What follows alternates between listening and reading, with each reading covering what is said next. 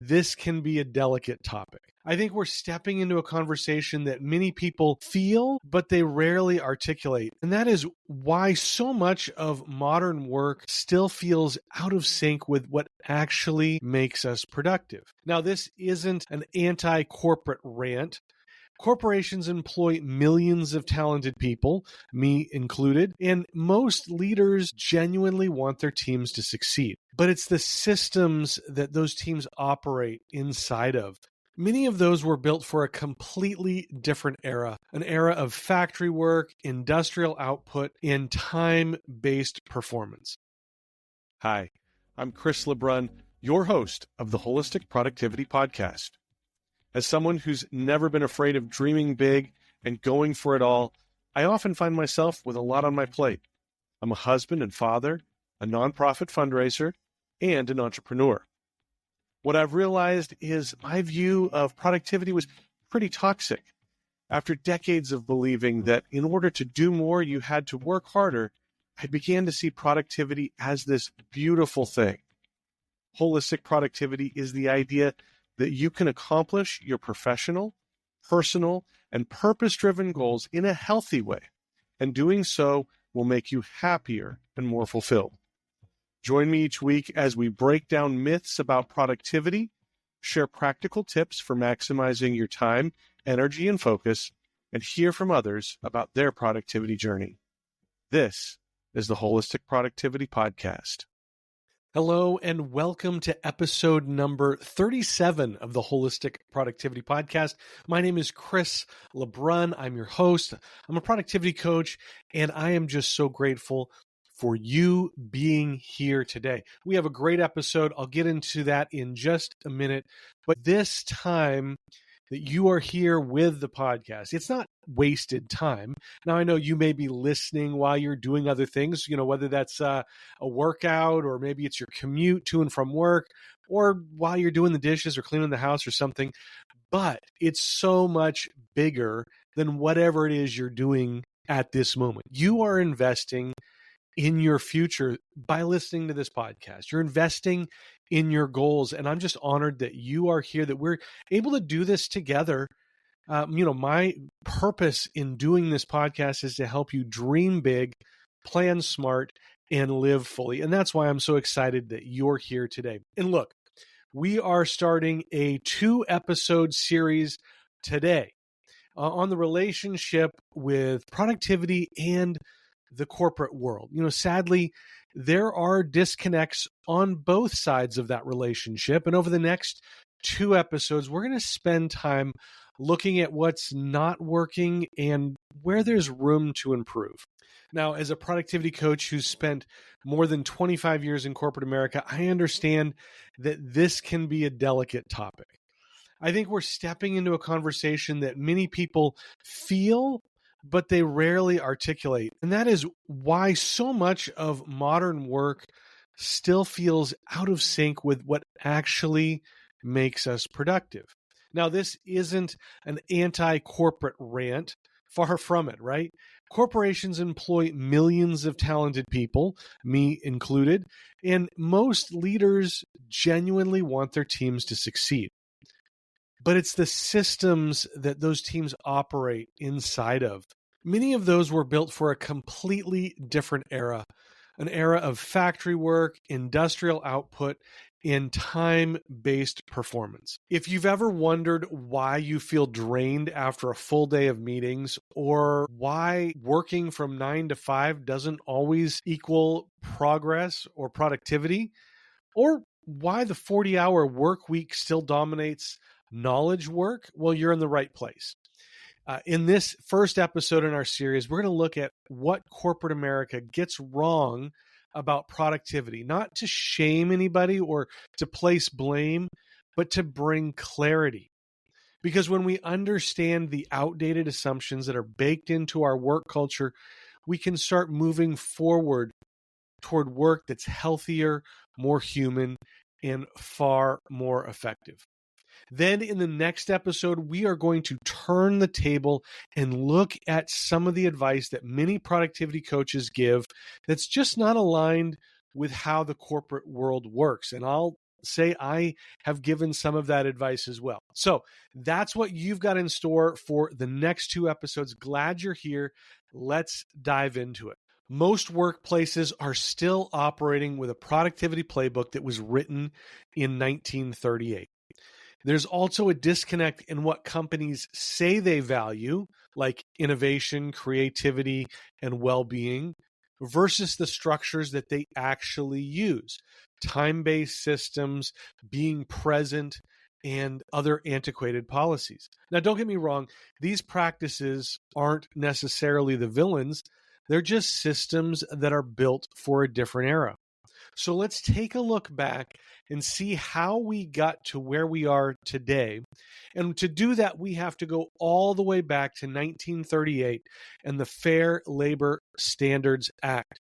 This was the birth of the 40-hour work week, and it came about to protect factory workers, many of them young children, from the industries and employers who were incentivized by having their employees work long hours every single day. Now, the 5-day work week was also proposed at around this same time as a way of stimulating the economy after the Depression. And the idea was more free time would mean more spending, which would boost the economy. People would be spending on their hobbies, on travel, on entertainment. These were designed for industrial labor, not knowledge work. This is a time when productivity was measured in the number of units that you produce, not in your creativity or problem-solving abilities. Remember, this was the post-Depression economy. America was still struggling to regain her financial footing after World War I, after the stock market crash of 1929, and then the Depression across much of the 1930s. America had a manufacturing mindset where productivity equaled the amount of output per hour. People were getting paid by piece rate. And so the more you produce, the faster you were, the more you could earn. And the longer you worked, the more widgets you could create. Again, this view of productivity isn't bad. I mean, it worked in 1938 and for several decades afterwards. But we're still using this mentality of hours as a proxy for value today. And technology has advanced. It's changed so much of how we work and how we track productivity. Today, we have cell phones, email, text message, and a whole myriad of instant messenger apps that create the expectation that employees should be always on, that they should always be available, whether it's to the customers or clients or to their supervisors. We reward responsiveness over results, thinking that the faster you can respond to an email or an instant message, the more productive you are. And in fact, we even have new ways of looking at a punch clock. It's not, whether you've clocked in or not. It's, are you available on Slack or Zoom or Teams? You can see right there when somebody's available and when they're not. We have to reframe this idea of productivity so that we're focused on progress, on meaningful objectives, not just the number of hours that we work. Let's pause here for a quick break. We'll be right back. If you've ever gone down the rabbit hole of trying every to-do list or project management app, you know how exhausting it can be. You download the app, you set it up, enter all your data, and then scramble to cancel it before the trial ends. Trust me, I've been there and it's no fun. That's why I love Efficient.app. Alex and Andra, a husband and wife team, have spent over a decade testing and reviewing software of all types so you don't have to. Calendars, project management, banking, planners, email marketing, you name it, they've covered it with honest reviews and side-by-side comparisons. And they don't sugarcoat it. If a tool isn't worth your time, they tell you straight up. I've personally found their reviews super helpful when I was trying to sort through different project management apps. It saved me a ton of time and frustration. Best of all, they often have special deals on the tools they recommend so that you can save money. I'm especially grateful to efficient.app because they've been supporting the Holistic Productivity Podcast since the very beginning. The best way to check them out and support the podcast is through the link in the show notes. So next time you're looking for software, let efficient.app do the work for you. Trust me, you will not regret it. And that also goes for where we do the work. You know, in recent years, we've seen a lot of discussion and even some flip-flopping about corporate preferences around where employees work. During the COVID pandemic, we all kind of got into this massive experiment into the effectiveness of remote work. This is something that would have never happened if we weren't in the middle of a global pandemic. And guess what we found out in the course of that experiment?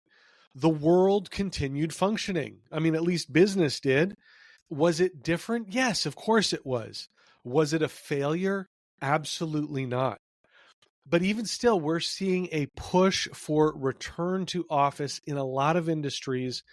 And that's often rooted in fear or nostalgia, but not data on whether or not this is a productive environment. Creativity and teamwork can happen anywhere, and we don't have to have this idea of forced proximity to equal collaboration. There's a lot of potential in hybrid when it's done with intention. Because let's be honest, if you've ever sat in a cubicle, you know that it's not conducive for productivity. There's noise, there's interruption. For a lot of people, that compact space does not promote creativity or output. That also leads us to the next problem with working in an office space is this idea of meeting culture. It's bad. It's a symptom of deeper issues. Let's face it, we have too many meetings that are too long, and meetings that are too unfocused. This is often caused by unclear ownership or lack of trust and a fear of making decisions without group consensus. Now, I've talked about meetings a lot in previous episodes, and I'll put links in the show notes to those episodes if you want to review those. I'll talk more about meetings in a little bit as well. Now, like I said, this is not trying to throw corporate America under the bus. And in fact, in recent years, we've seen a lot more focus and energy spent on making sure that employees are taken care of. We've seen a lot of employers give more PTO or flex time, but let's be honest, that is not a fix when the root cause is systemic overload. There was a study that came out in early 2025 that said 47% of Americans left unused PTO on the books in 2024. 47%, almost half of us, didn't use all of our time off in 2024. What's crazy about that is in the same survey, 61% of respondents said they'd like to have more PTO. We love the idea of taking time off, but let's be honest, it's hard to come back after vacation because so much work has piled up. I say all the time that we work the hardest the week before vacation and the week after vacation. And I've even tried to make the argument with my HR director that if we want more productivity, we should give more vacation time because, we'll work harder the weeks before and afterwards. So we'll get more done even with having more time off. So far, she hasn't gone for that, but I keep trying. There's definitely a culture of productivity theater, quote unquote, in the corporate space. We love the idea of looking busy, and we'll do anything to get that idea across. We'll have meetings, we'll give reports, we'll even have planning sessions. But the fact is that none of these are actually doing the work. The only thing that equates to doing the work is doing the work. Yet we have to have this idea of constant availability, being in the office.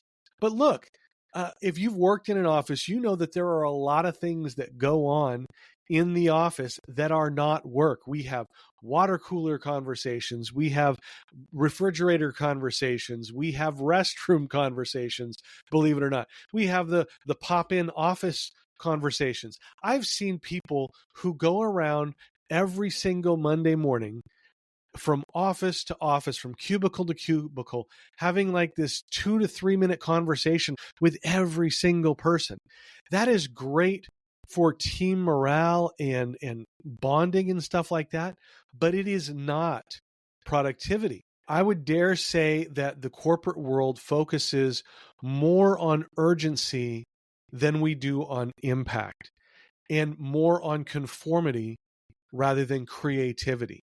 And that's part of the problem, is that we treat knowledge workers like factory workers. Cognitive and creative work is not the same thing as putting things together and building something. It takes a whole different mindset. It takes a whole different mental space to be able to do that. Everybody has a different body clock when they are best suited for work. But yet we tell them that you have to be in the office, coming back to this 9 to 5 idea of factory time. Knowledge workers need time for deep work and creative thinking, but we interrupt the workday with mandatory meetings and team updates and all sorts of things that are not helping us get to these creative ideas that we need to focus on. I've started spending time just thinking about my work, the challenges that I'm facing, the opportunities that I have, the methods or the systems that I'm using, but I see positive outcomes coming from this. I'm a whole lot more strategic. There's a lot less backtracking and regrouping that happens, and it has become a huge thing that I value in my work. But like I said, when there's constant meetings and interruptions, it's hard to make that happen. Productivity rises with purpose, with autonomy, with deep work time, with rest, with trust, with psychological safety. And that's why I talk about holistic productivity. It's not enough to just be productive at work. If we're struggling in other areas of our life, we have to focus on caring for our whole person. Let's pause here for a quick break. We'll be right back. Living with pain is no fun at all. Whether it's sore muscles from a workout, nagging joints, or even stress that just won't leave you alone.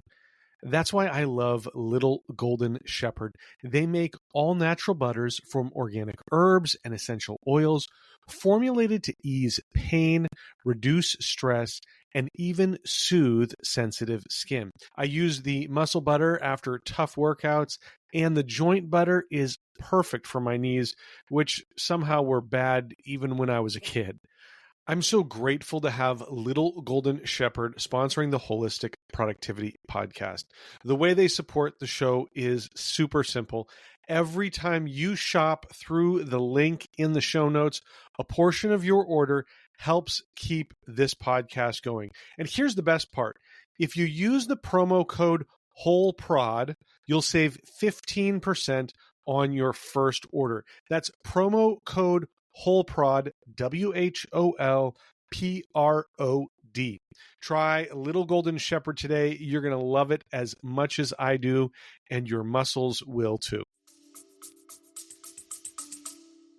I said that this wasn't an accusation on corporate America, and I want to make sure that we end on a positive note, looking at some of the things that corporate America can get right, some of the ways that they can turn this around, because again, we don't want to be stuck in the 1930s or the 1940s. I believe that there is a lot of value in flexible work models. For 10 years, I had a 4-day work week, and it's probably the favorite work model that I've ever had. We worked 9.5-hour days instead of 8 hours, and that extra hour and a half did not seem overburdensome. In fact, I got more work done from 4:30 to 6 than I did the rest of the day usually, because there wasn't a lot of meetings planned during that time. That also left time for me on Fridays to run errands, to schedule doctor's appointments. I didn't have to interrupt my work week to try to get some of those things done that you can only do between the hours of 9 and 5, right? Another thing that I think we need to keep prioritizing is the idea of hybrid or remote work. If you can't go fully remote, look at hybrid, being in the office 1 or 2 days out of the week. Again, this idea of remote work is so fantastic because there's less time in commuting, which has a whole lot of other benefits for the world, like, reduced pollution and fewer accidents, all of that stuff. We won't get into all of that. But employees, workers have a better quality of life. When I was working remote, I ate so much better for lunch because I was able to just run upstairs and actually cook something that was healthy. I wasn't going out to eat. I could throw a load of laundry in the morning and then change it halfway through the day, didn't take any time away from my work, but it allowed me to get some of those personal things done during the workday. And a lot of times we've actually found that remote work or hybrid creates more output because there's less time commuting, because people are able to focus more, there's fewer distractions. I know that no system is perfect and no employee is perfect, but one of the things that I hear as pushback on the whole remote work thing is we're not sure that our employees are going to be working their full time or that are going to be doing what they need to do. I think there are ways to address those issues by creating clear metrics and performance deadlines. And if somebody is not meeting the challenge, then you deal with that on a one-to-one basis. You don't throw out the whole idea of remote work. And like I said, there are plenty of things that prevent employees from working and being productive in the office. Just because somebody's sitting at their office desk doesn't mean that they're working or doesn't mean that they're being productive. When we have strong outcome-based performance metrics, we can make sure that we are focused on the things that we need to be focused on, that the work is getting done. I know a lot of industries have embraced the idea of KPI, key performance indicators, and other metrics, but we're not doing it across the board. And even the places that are doing it aren't always doing it right. We still have KPI that are measuring activities and not outcomes. And when we are not focused on outcome-based performance metrics, we're going to see, a system that is not as productive as it could be. Now, the other opportunity that corporate America has is in redesigning the whole idea and the mindset around meetings. And this is a huge conversation. I don't want to get into all of it right now, but here's just a couple of key points. Keep reporting out of the conference room. There are so many other ways that you can distribute reports and data. We don't have to go over them in the boardroom. We need to discuss them. We need to have strategic conversations. We need to talk about what they mean, not just stand up and say, in the third quarter, we had... No, you can send that out as an email. Everybody can see it ahead of time and come in prepared to discuss and plan. We need to use agendas to keep everything in our meetings moving forward. And ultimately, we need to empower our employees to work in alignment with their strengths and their energy. When employees feel empowered and they feel like they have ownership in the work that they're doing, the outcome is more output. One of the things that Google has really been a pioneer of is this idea that employees can use up to 20% of their time for personal projects. Now, I don't mean that they can work on their taxes or, write a book, but these are projects that are not assigned by their boss, that are not part of their job description.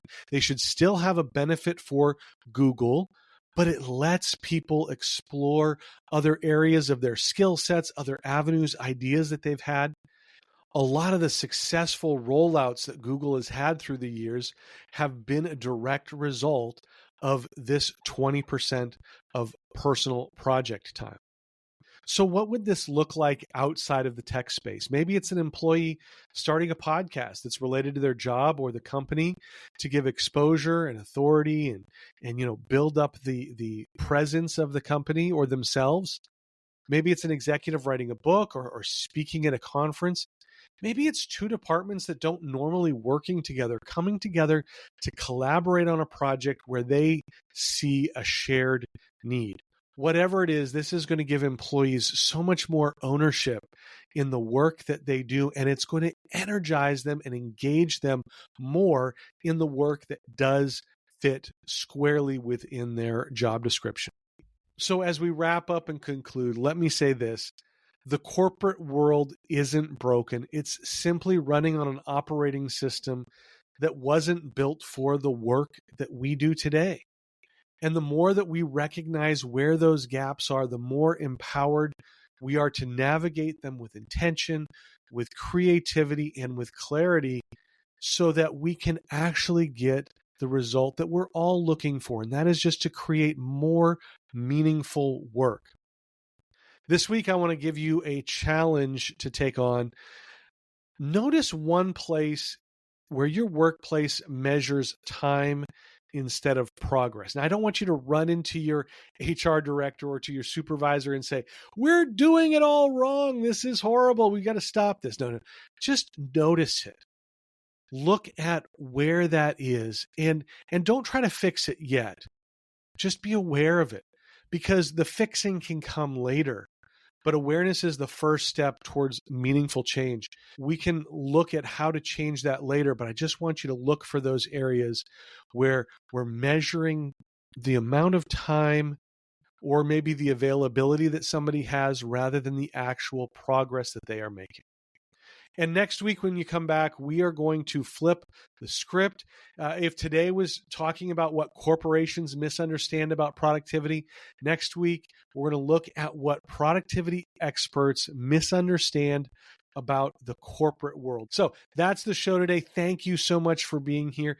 Check out the show notes. You can find those holisticproductivity.com/37. That's where the show notes will be. We'll have links. We'll have all sorts of good stuff. Make sure you go there and check that out. Make sure that you are subscribed on your favorite podcast platform or on YouTube if you want to watch the show. Next week, we'll have a brand new episode that drops on Tuesday. Best way to get that is to like, subscribe, click the bell, all of those things. You'll get that there. If you could also take just probably 20 seconds, I don't know how long it takes, but give us a 5-star rating on whatever platform you use. Give us that high rating. That doesn't really do anything for me. I don't even really look at them that often, but it just helps other people know that, hey, this is a show that's got good information. It's helped me out, and that's what you're doing when you rate that. So please share this with somebody else. Also, we'd love to have you follow at Wholistic Productivity on Instagram, Facebook, Threads, LinkedIn, YouTube, Substack, all of those social media platforms. We're there. And I provide a lot of great productivity tips and motivation throughout the week. I was just working on the next couple of months of content for social media. So you definitely want to check that out. And I also want to invite you to join the Holistic Productivity community on School. If you don't know what School is, you got to check it out. There are so many great communities there where you can share ideas and information. In the Holistic Productivity community, we have people from around the world who are helping each other become more productive. They're helping each other get more out of life. In every area of life. There's a lot of great resources there for you.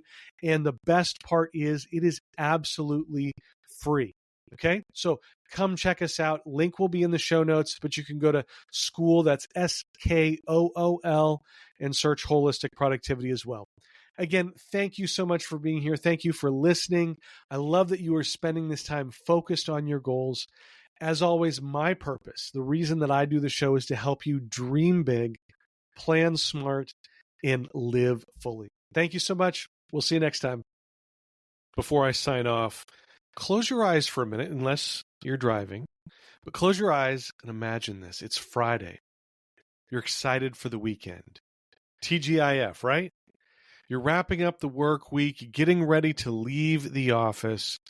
But as you're walking out the door, you start to reflect on the week and you say, what did I even accomplish this week? It's a frustrating feeling and a horrible way to start your weekend. You know that you've worked hard all week, but you have little or nothing to show for it. If you've ever had these feelings at the end of your week, I have a special offer for you to help you on your productivity journey. I talk about it all the time. Being intentional with your time is one of the biggest parts of productivity. And one of the best ways you can be intentional is to plan your week. Planning your week provides clarity on your priorities. It eliminates confusion about what needs to be done, and it sets you on a path for success. Now, I've developed the perfect tool to help you plan your week.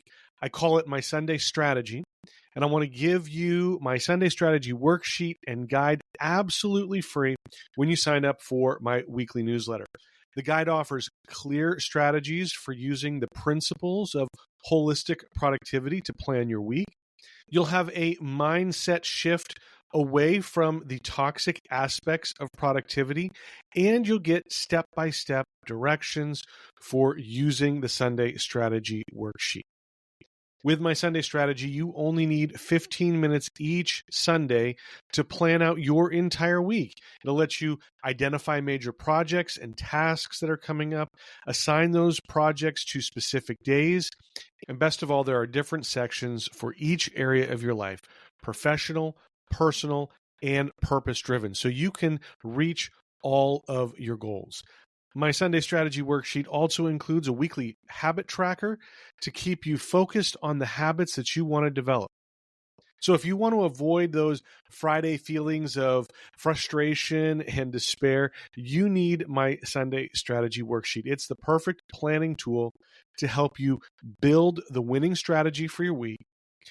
It's a resource you can come back to each day to keep you focused on reaching your goals, and it's an accountability tool to help you track your progress. Basically, it can help you have the most productive week ever. Like I said, it is completely free when you sign up for my weekly newsletter, which also features more strategies and tips to help you dream big, plan smart, and live fully.